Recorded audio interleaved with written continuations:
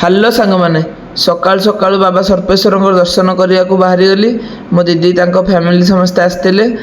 ତାପରେ ଦେଖନ୍ତୁ କେତେ ସୁନ୍ଦର ଭିଉ ସକାଳର। ତ ମୁଁ ଆସିକି ଫାଇନାଲି ମନ୍ଦିରଠି ପହଞ୍ଚି ଯାଇଛି। ଇଏ ହେଉଛି ବହୁତ ପୁରୁଣା ମନ୍ଦିର। ବାବାଙ୍କ ପାଖରେ ଯଦି ତୁମେ ମନରୁ ପ୍ରାର୍ଥନା କରିବ ନା, ବାବା ତୁମର ନିଶ୍ଚିନ୍ତ ମନ କଥାଟା ଶୁଣିବେ। ତ ଏବେ ମୁଁ ମୋ ଭାଣିଜୀ ପାଖକୁ ଗଲି।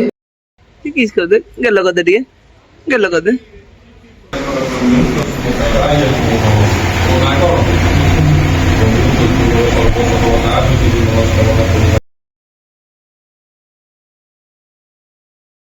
ଠାକୁରଙ୍କ ଦର୍ଶନ କରିସାରି ମୁଁ ଟିକେ ମୋ ଭାଣିଜୀ ସହିତ ମଜାମସ୍ତି କରିବାରେ ଲାଗିଗଲି। ଦେଖୁନାହାନ୍ତି କେମିତି ଖେଳୁଛି।